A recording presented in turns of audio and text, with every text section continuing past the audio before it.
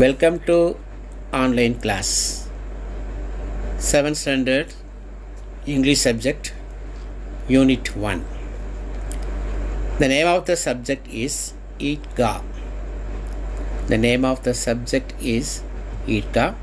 This is the first unit of the English in first semester book.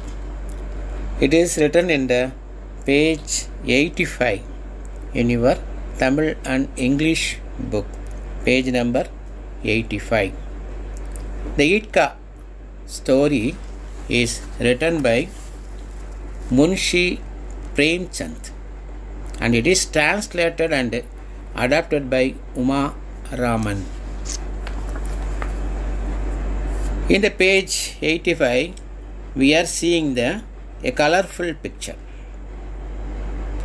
Do you like the picture? Yes, I think so. மாணவர்கள் இந்த ஆங்கில பாடத்தில் முதலாவது யூனிட்டில் ஈட்கா என்ற ஒரு கதையை குறித்த பாடமாக கொடுக்கப்பட்டுள்ளது. இந்த பாடத்தை எழுதியவர் முன்ஷி பிரேம்சந்த் என்பவர்கள். அது மொழி மாற்றம் செய்யப்பட்டது Uma Raman என்பவர்களால்.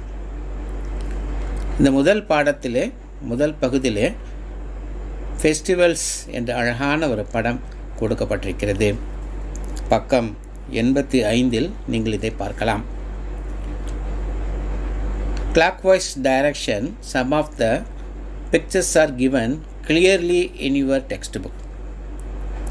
The first box is already filled and it is written Diwali. I think it is correct. எல்லாருக்கும் இந்த படம் தீபாவளி பண்டிகையை சொல்லக்கூடியதாக இருக்கும் என்று தெரியும்.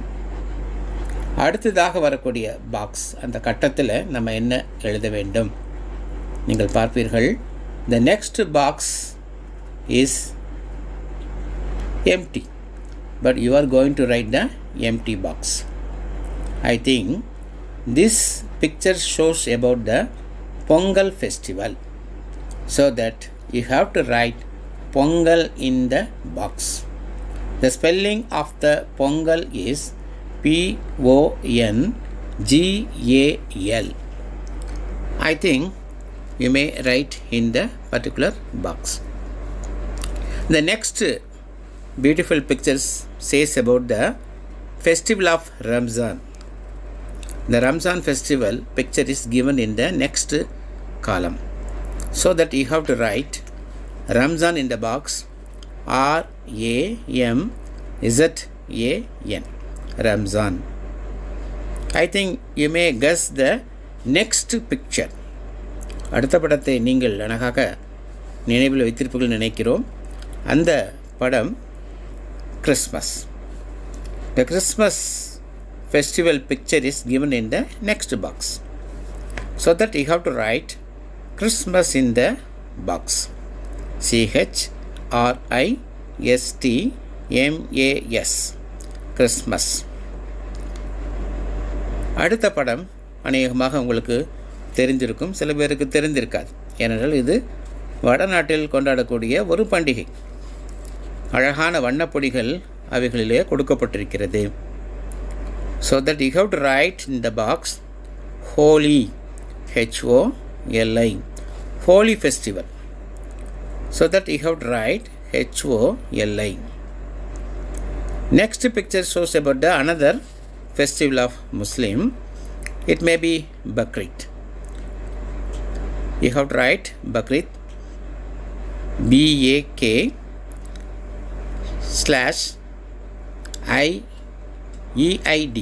Bakrid. And the top picture shows about the festival of Floral Rangoli. பூக்கோளம் என்று போடுவார்கள். இப்பொழுது கூட அந்த பண்டிகையை நமது பக்கத்து மாநில மக்கள், கேரள மக்கள் கொண்டாடி கொண்டிருக்கிறார்கள். அந்த பண்டிகை Onam. The festival of Floral Rangoli is Onam. So that you have to write ONAM in the particular box. At the topmost picture, I think you may guess. You may not guess, but some of you already guessed. that is Navaratri. Navaratri festival picture is given in the topmost box. So that you have to write Navaratri in the particular box. Navaratri. Navaratri. So the beautiful pictures shows about the different festivals of our country. இந்த அழகான படங்கள் பல்வேறு விதமான பண்டிகைகளை உங்களுக்கு ஞாபகத்தில் கொடுத்திருக்கும் என்று நாங்கள் நம்புகிறோம். தீபாவளி, பொங்கல், ரம்ஜான், கிறிஸ்மஸ், ஹோலி, பக்ரீத், ஓணம், நவராத்திரி போன்ற பண்டிகைகள் படங்கள் அழகாக உங்களுக்கு கொடுக்கப்பட்டிருக்கிறது. இது அல்லாமல் மற்ற படங்களும் உண்டு, மற்ற பண்டிகைகளும் உண்டு. அது புத்தகத்தில் கொடுக்கப்படவில்லை. உங்களுக்கு தெரிந்தால் இதே போல் ஒரு வட்டமான ஒரு படத்தை வரைந்து இதில் கொடுக்கப்படாத மற்ற பண்டிகைகளை நீங்கள் வரைந்து தயாராக வைத்திருக்க வேண்டும். பள்ளி திறக்கும் பொழுது இதை நீங்கள் எங்களிடத்தில் காட்ட வேண்டும். குறிப்பாக Vinayagar Chaturthi, Easter, new year இதெல்லாம் இங்கே கொடுக்கப்படவில்லை. So that you have to ready to draw the another festivals which is not written in the textbook. Okay. Now you are going to find out the answer which is given in the same page. Discuss in pairs. Okay. The first question says about which is your favorite festival. உமக்கு பிரியமான பண்டிகை எது? நீ தான் சொல்லணும். அநேகமாக எல்லாரும் சொல்லுவீங்க தீபாவளின்னு சொல்லுவாங்க. சரி, யாருக்கு தீபாவளி என்று கொடுத்துருக்குதோ அவங்க தீபாவளின்னு எழுதுங்க. யாருக்கு ரம்ஜான் இருக்கோ அவங்க ரம்ஜான் எழுதுங்க. யாருக்கு கிறிஸ்மஸ் என்று நினைக்கிறாங்களோ அவங்க கிறிஸ்மஸ்னு எழுதுங்க. So that is the answer. The second question says, when do you celebrate it? Okay. So those who are celebrating Diwali, it may falls in the month of October or November. If they are celebrate Ramzan, it may be in July or August. But she clearly says that Christmas is being celebrated in the month of December. Okay. So that you have to write the answer in the second question. Third question says, do you celebrate with your family or friends? I think all of you say yes. We are celebrating the festivals with our family and friends. The fourth question says, why do you celebrate it? Why do you celebrate it? Somebody says for fun. Somebody says for worshipping God. Okay. Whatever your wish, you have to write the answer for the fourth question. So beautiful pictures of festivals are given here. Some of the festivals are not given here also. That you have to draw and write the name of the festival nearby it. Okay. Next we have to say the next page. That is in the page number 86 in your English textbook. The same prose given Eidgah. Eid festival என்று சொல்வாங்க. அதாவது ஒரு முஸ்லீம் பண்டிகை, ரம்ஜானை குறிக்கக்கூடியது. இந்த பாடத்தின் எழுதியவர் ஒரு வடநாட்டுக்காரர் என்பதனால ஈட்கா என்று பெயர் சூட்டியிருக்கிறார். ஒரு அருமையான ஒரு பாடம் இது. இந்த பாடத்தில் அழகான ஒரு படங்கள் உங்களுக்கு கொடுத்துருக்காங்க பாருங்கள். ஒரு பையன் இருக்கிறான், பக்கத்தில் ஒரு பாட்டி இருக்கிறாங்க. சாதாரண வீடாக அது காணப்படுகிறது. அவர்களுடைய உடைகளை பார்த்தால், அவர்களுடைய வீட்டை பார்த்தால் மிகவும் ஏழ்மையான ஒரு குடும்பத்தில் இருப்பது போல ஒரு காட்சி தருகிறது. அதுதான் இந்த பாடத்தோட முக்கியமான பகுதி. இந்த பாடத்தின் முதல் செக்ஷன், ஃபஸ்ட்டு செக்ஷன் நம்ம பார்த்துக்கிட்டு இருக்கோம் இல்லையா? அதனால் மாணவர்கள் கவனமாக அந்த பாடத்தை பார்த்து இந்த சொல்லப்பட்ட கதையை கண்டுபிடித்து பின்வரக்கூடிய வினாக்களுக்கு பதில் தர தயாராக இருக்க வேண்டும். பாடம் நடக்கும் பொழுதே குறிப்பிட்ட வார்த்தைகளுக்கு அட அர்த்தங்களையும் நாம் தெரிந்து கொள்ள வேண்டும். So you have to find out the meanings of the particular words while the lesson is going. I am going to read the first paragraph of the same prose in page number 86. How wonderful and beautiful was the morning of Eid. The trees looked greener the field more festive. The sky had a lovely pink glow. The sun seemed brighter and more dazzling than before to wish the world a very happy Eid.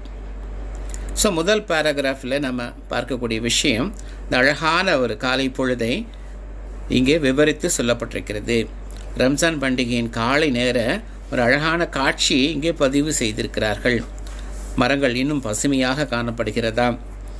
வயல்கள் பண்டிகைக்கு தயாராக இருக்கிறதாம். வானம் கூட மெலிதான ஒரு இளஞ்சிவப்பு நிறத்தில் ஒளிர்கிறதாக இந்த முதல் பகுதியில் நாம் பார்க்கிறோம். சூரியன் கூட இன்னும் பிரகாசமாக இருக்கிறதா. மேலும் டேசிலிங் என்ற வார்த்தையை கொடுத்துருக்காங்க. அதற்கு சரியான சினானிம்ஸ் சொல்ல போனால் அது எக்ஸ்ட்ரீம்லி பிரைட் என்று சொல்லப்பட்டிருக்கிறது. டேசிலிங், the synonyms of the dazzling is extremely bright. Then before to wish the world a very happy Eid. So எல்லாருக்கும் முன்பதாக அந்த வானம் என்ன சொல்லுதான், அனைவருக்கும் மனம் கனிந்த ஈத் வாழ்த்துக்களை சொல்வதாக இந்த முதல் பாரா சொல்லப்பட்டிருக்கிறது. இரண்டாவது பாராவில் நாம் பார்க்கும் பொழுது, the village was filled with excitement. Everyone was up early to go to the Eidgah.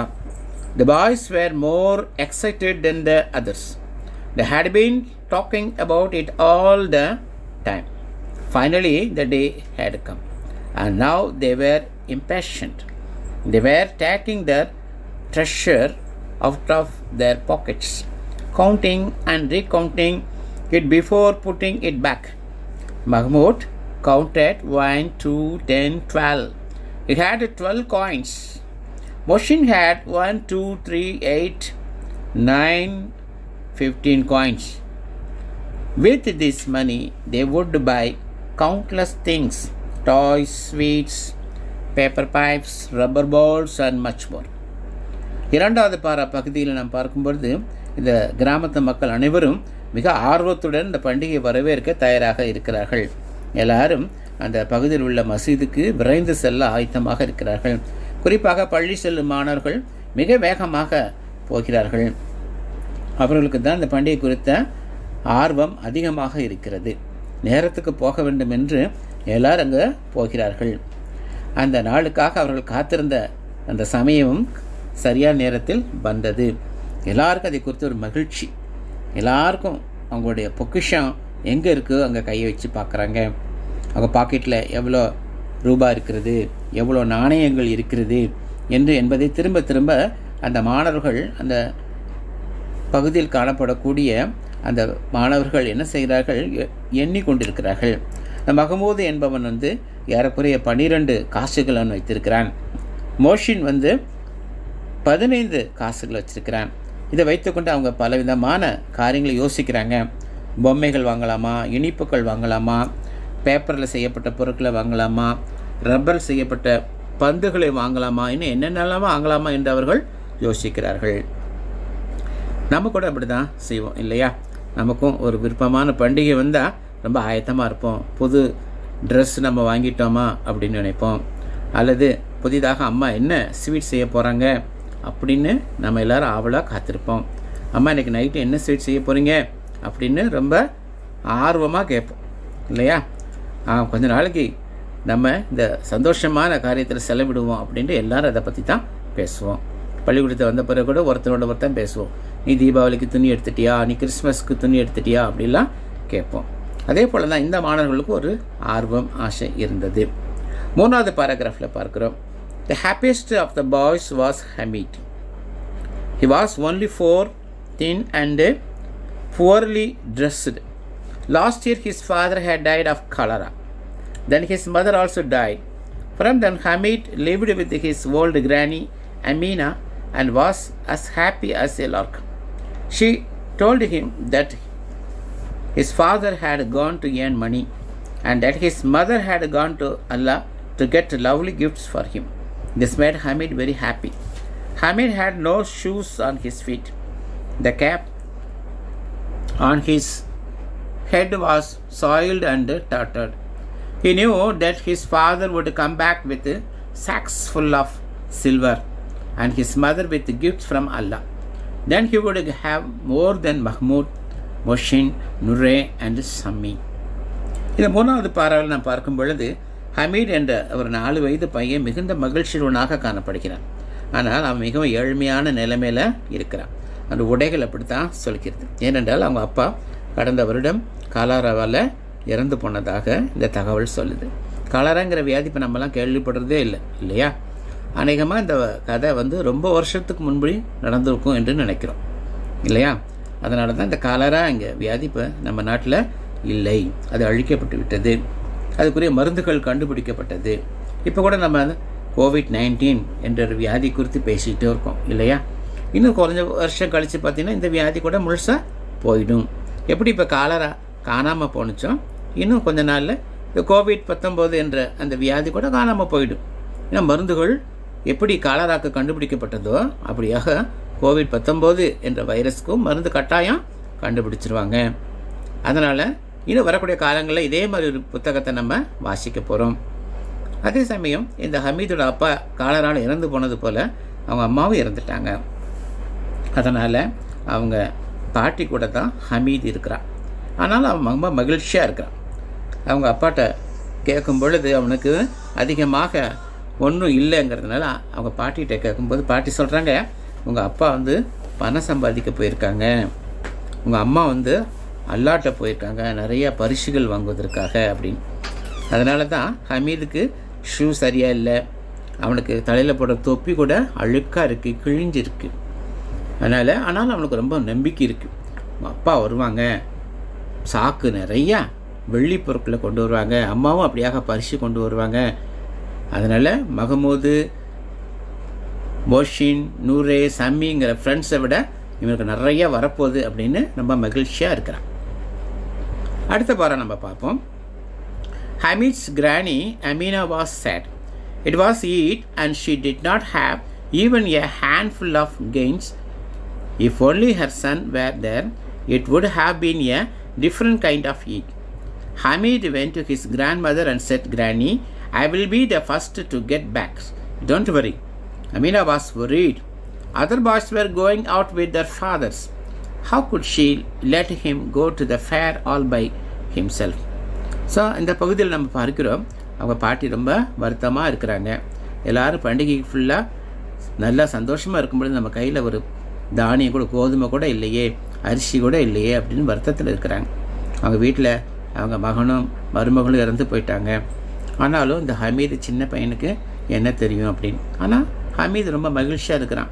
பாட்டி பயப்படாதீங்க, நான் சீக்கிரம் திரும்பி வந்துடுவேன், நான் அந்த பள்ளிவாசலுக்கு போயிட்டு சீக்கிரம் திரும்பி வந்துடுன்னு சொல்கிறான். ஆனால் பாட்டிக்கு தான் ரொம்ப வருத்தமாக இருக்குது. ஏன்னா அவனை மாதிரி உள்ள மற்ற பசங்க அவங்க அப்பா கூட போகிறாங்க, இவன் மட்டும் தனியாக போகிறான்னு நினச்சி இந்த பாட்டிக்கு ரொம்ப கவலையாக இருந்தது. நமக்கும் அப்படி தானே, நம்ம பண்டிகை கொண்டாடும்போது நம்ம தெருவில் நமக்கு தெரிஞ்சவங்க யாராவது ஒரு பையன் ரொம்ப கஷ்டத்தில் இருந்தால் நமக்கு கஷ்டமாக இருக்குது இல்லையா? அதே போல் தான். ஆனால் பாருங்கள், நம்ம ஸ்கூலில் அழகாக செய்கிறோம் இல்லையா, கிஃப்ட் டே அப்படிலாம் செய்கிறோம். கிறிஸ்மஸ் டைமில் கிஃப்ட் டேன்னு நம்மளை மாதிரி உள்ள மற்ற பசங்களுக்கு என்ன செய்கிறோம், பரிசு கொடுக்குறோம் இல்லையா? ஹமீது காலத்தில் ஒரு வேளை அப்படி இல்லை போல். ஆனால் நம்ம ஸ்கூலில் இந்த கிஃப்ட் டே ஃபங்க்ஷன்லாம் இருக்குது, அதை நீங்கள் ஞாபகத்தில் வச்சுக்கோங்க. கடைசி பாராவில் பார்ப்போம், பக்கம் 87. Hamid left with the other boys. Hamid was like one with wings on his feet. They had ran on ahead of the elders and waited for them under a tree. They reached the suburbs of the town. On both sides of the road were big houses of the rich. In the gardens, mango and lychee trees were full of fruits. Then they came across the stores of the sweets vendors, all decorated so gaily. Every store had sweets piled up in heaps like mountains. இந்த பாராவில் என்ன செய்கிறாங்க, ஹமீது அவனோட மற்ற பசங்களோட சேர்ந்து இவன் வேகமாக ஓடுறான். ரெக்கை கட்டி பறப்பாங்கன்னு சொல்லுவாங்க இல்லையா, அதே போல் விங்ஸ் ஆன் ஹிஸ் ஃபீட் அப்படின்னு சொல்லப்பட்டிருக்கு. அதனால் எல்லாரும் சேர்ந்து வேகமாக ஓடுறாங்க. பெரிய ஆட்கள் வர்றதுக்கு முன்பதாக போய் மரத்துக்கடியில் நிற்கிறாங்க. அது எங்கே இருக்கா, அந்த ஊருக்கு வெளிப்புறத்தில் அந்த பகுதி காணப்படுகிறது. போகிற வழியெல்லாம் பெரிய பெரிய வீடுகள், பணக்காரர்கள் வீடுகள்லாம் அங்கே இருக்குது. போகிற வழியில் மாந்தோப்புகள் இருக்குது, அத்திப்பழ மரங்கள் உள்ளது இருக்குது. அதுபோல் பலவிதமான கனிகள் தரக்கூடிய மரங்கள் உள்ள பகுதியாக போகிறேன். கடைசியாக போகும்பொழுது அங்கே என்ன கடையாக இருக்குது, நிறைய கடை போட்டிருக்காங்க. நமக்கு கொடையிலெல்லாம் கொடை விழாப்பெல்லாம் கடை எல்லாம் போட்டிருப்பாங்க இல்லையா, அதே போல் நிறைய கடைகள் இருக்குது, ஸ்வீட்ஸ் கடைகள் இருக்கிறது, எல்லாம் அழகாக குவிச்சு வச்சுருக்காங்க. அது ஒரு மகிழ்ச்சியான ஒரு டைம் போல் அது காணப்படுகிறது. பலவிதமான வண்ணங்களோடு சேர்ந்து விதவிதமான அந்த இனிப்புகள், பலவிதமான சாப்பிடக்கூடிய பொருட்கள்லாம் இந்த கடையில் குவித்து வைக்கப்பட்டிருக்கிறது. இது அந்த கடைசி பாடல் நம்ம பார்க்கக்கூடிய முக்கியமான பகுதி. அதே சமயம் கிளாஸரி பகுதிக்கு வருவோம். பக்கம் 87 சொல்லப்பட்டிருக்கிறது. ஏற்கனவே நம்ம சொன்ன மாதிரி டேஸ்லிங் என்பது என்னது? Extremely bright. அதுபோல் டேட்டர்ட், அது கிழிந்தது, டான் அப்படின்னு கொடுத்துருக்காங்க. சபர்ப்ஸ், அவுட்லைங் ஏரியாஸ், அதாவது ஊருக்கு வெளிப்புற பகுதி. கெய்லிங்கிறது என்னது? இன் பிரைட் கலர்ஸ் கொடுக்கப்பட்டிருக்கிறது. ஓகே, கீழே உள்ள சூஸ் த கரெக்ட் ஆன்சர் நம்ம பார்ப்போம். Page number 87 choose the correct answer. Finally the day had come. The day refers to dash. Answer நீ கண்டுபிடிச்சிருப்பீங்கன்னு நினைக்கிறேன். C answer, that is what? Eat. Second question, with their treasure the boys would buy dash in Eidgah. பையங்க என்ன வாங்கலாம்னு நினைக்கிறாங்க ஈத்காவில்? அநேகமாக அந்த answer என்னது? B, toys and rubber balls. Third question என்ன சொல்லுது? Hameed's friends are dash. ஹமீட்ஸோட நண்பர்கள்லாம் யார் யார்? நம்ம ஏற்கனவே வாசித்த மாதிரி என்ன பேர் கொடுத்துருக்காங்க? A answer, Mahmud, Mushin, நுரே and சம்மி. ஓகேவா? அடுத்த page number 88. Fourth question, if only her son were there it would have been a different kind of heat. What had happened to her son? இந்த ஆன்சர் வந்து A answer, her son had died. அதாவது பாட்டியம்மோட மகன் இறந்துட்டாங்க. 5வது question, Hamid was like one with wings on his feet. This means A answer, he ran fast. Okay students, the questions are given here and the answer also given here. You have to mark the answers of these questions. We will see in the next session.